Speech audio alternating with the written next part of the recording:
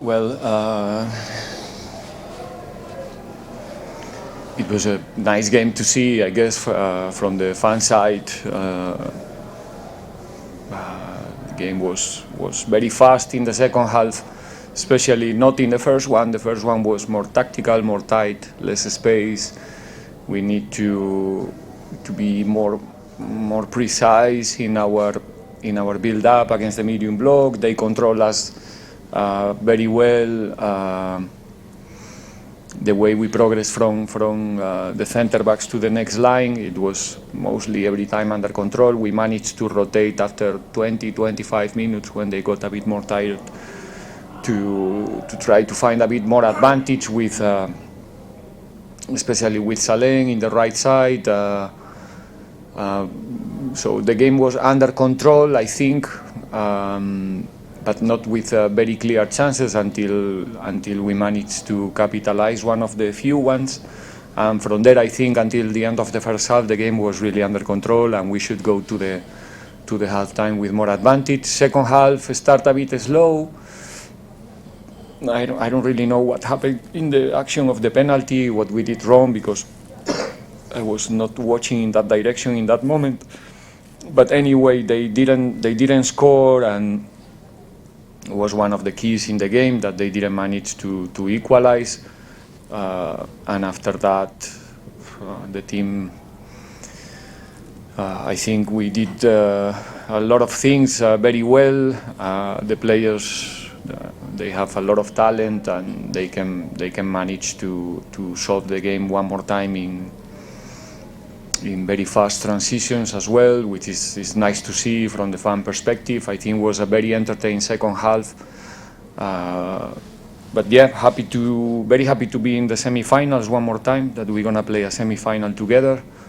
And really happy for everyone today on the field, in the stands, because I think we deliver a good, entertaining game, football game. Okay, questions from the floor?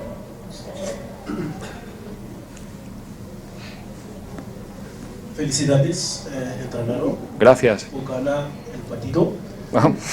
Muchas gracias. Coach, how important was it for you to draw first blood in this match as defending champions to temporarily release the pressure? Because we do know that pressure is mounting on you as defending champions. Now, look, for me, it's a responsibility. I don't use the word pressure for that scenario. It's an opportunity. We finish in the top 8. That's why we are in the MTN8. Like everybody else in the tournament, that's the first. Then we have the opportunity to go to the same semi-finals and play a semi-final together again, which is where Pirates should be, every time we play a tournament, and now with the clear objective to be in the final. But we don't face the situation with, I think we have enough pressure in every game to say no now because we won the last time. No, it's a different tournament. Last season, Stellenbosch wasn't there, Swallows. So it's a different tournament. It's the same tournament, but it's a different one. I don't know if I managed to express myself here, but in the end, it's an opportunity to get one more title. And that is objective. We want to play all the games again, the 4 ones, be in the final, but for that, we need again to do exceptional performances for sure, because we're going to cross our path with an excellent team for sure. And we get it with illusion, not with pressure. We like to play. We like to play important games. The players really do, and that's the way we go to the game. It's not thinking that we are in possession of the title. And no, we are not boxing. We are playing football, and we want to do it with harmony and with happiness when it's possible. I'll take the next 3 questions. Next 3 questions. Other than the coffee, Mr. Velile. Okay, Velile, looks like you've got the final question. Coach, it's going to be very short one, eh? They are boring. After the display, you come here and call us. Come on, guys.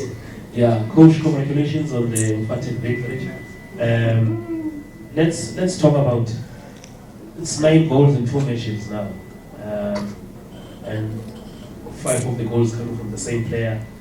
How do you look at this in terms of the return from the boys, and also if you look at in terms of the dominance in the attack as well? How do you review how your boys have not only scored but also created chances? So far, I think that you can easily notice and see that they are having fun. They really are getting joy playing together. We are going forward. Sometimes the game becomes like a storm, and one of the keys, I think,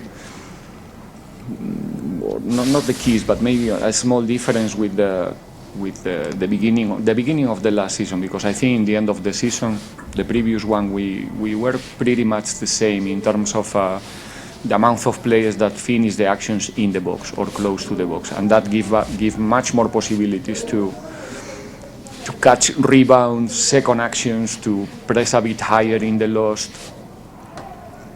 And that's why. And then, of course, the forward players in the squad, they are very talented players. So obviously after 9 goals I can only be happy in 2 games, understanding that it's not going to be always like that. We were very effective a few days ago.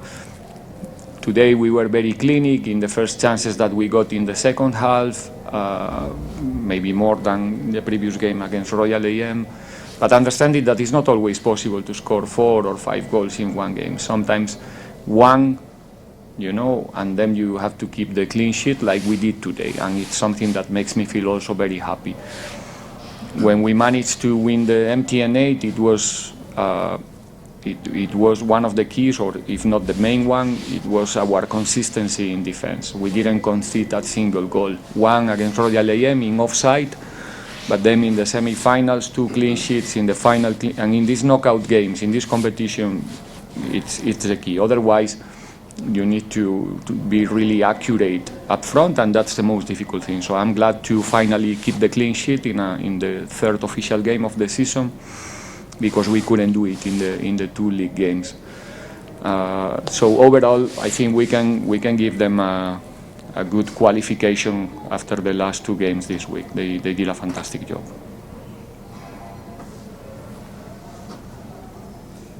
Congratulations, coach, on the victory. Thank you. Last week you said you scored 4 and you said with a smile, and today you scored 5, but I don't see the same smile. But anyway, we're not there. Coach, a Lepasa who has been under so much pressure with the fans, even last week when he scored the brace, they were actually not patient with him. How do you deal with players that are under pressure and they keep bringing the best out of themselves? You are the coach, you still give them game time. I mean, Zakes has been marvelous to watch, but not all fans understand what his role is in this club. Can you just give us a little explanation as to what is it that you expect from him as a coach, and what is it that the fans should do to support him? I cannot tell to our fans what to think or what to do. They are football fans, they are mature, and they watch the games, and they have their opinions about what we do. We try to improve the history of the club every week, preparing ourselves as good as possible for each and every game that we are going to play. And maybe, it's like nowadays the roles are not like maybe years ago. I mean, the keeper is not only there to save goals, he's there also to help us to play better. And if sometimes the goalkeeper loses the ball, we have to accept it. It's part of the process. And the striker is not there only to score goals. Years ago, we play straight to the striker, second ball to the second striker, we shoot, we score, rebound, that's all. Nowadays, the strikers or the farthest player, they are doing much more things, sometimes to create spaces, to stretch the field, to fix 2-3 players in one spot, so then Rile and Saleng, they can have more space and time on the ball, etc., etc. Obviously, the fans in the end, they will always rank the strikers depending on the amount of goals that they score. But I will invite them also to have a look of the amount of work that the striker is doing on the field to make everybody else play better in the pressing, to keep our lines high. They are the first one to start to defend. So there's a lot of things in every position that play a role when we decide who is playing, who is not. So I'll never judge the one player only for one thing, because sorry, but we are asking for much more things to the players to do. One is not enough. I don't know if I managed to express myself here, but when the striker, because it's the truth, I'm not gonna deny the truth. We all look to the striker like someone who's going to score goals in the end of the season. So when you can add to all of the other things the possibility to put the ball in the net, it's perfect.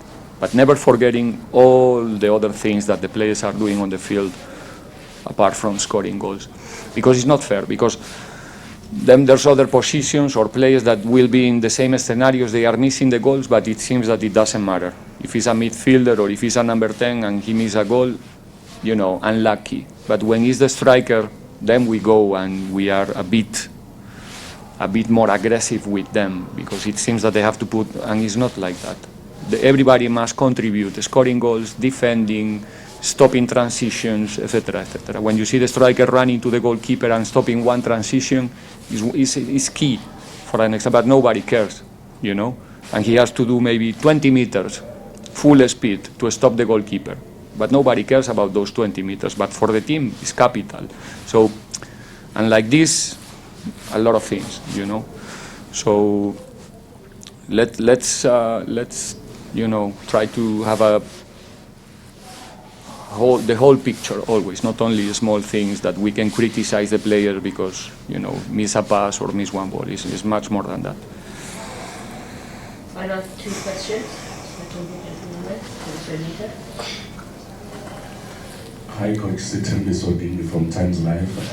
Your next game, you're traveling to Chipa United. I don't know what you fix from your side after such performance, but what are your expectations from them, from what you've seen? They've got a new coach. I don't know if you faced him before. What are your expectations from them? Well, we just finished the quarterfinals right now. I'll start thinking about not about the game, about what the opposition is going to do or trying to do against us, and what we have to do to counteract that, and how can we, perform in the right way there. We know every away game is difficult. I'm sure there's going to be a lot of Buccaneers to support us, even in the away game, like they did the last season in Port Elizabeth. And difficult game, like usually for Pirates, we're gonna find a team extra motivated to receive Pirates there at home. They're gonna play their chances, their possibilities, and we have to. The key in the end, it doesn't matter if today we perform like this and now we go to Port Elizabeth and we are too far from this level. I don't say that we have to replicate this level every time, but the key is that our worst game is not too far from our best game. I don't know if you understand what I mean. If we manage to be there,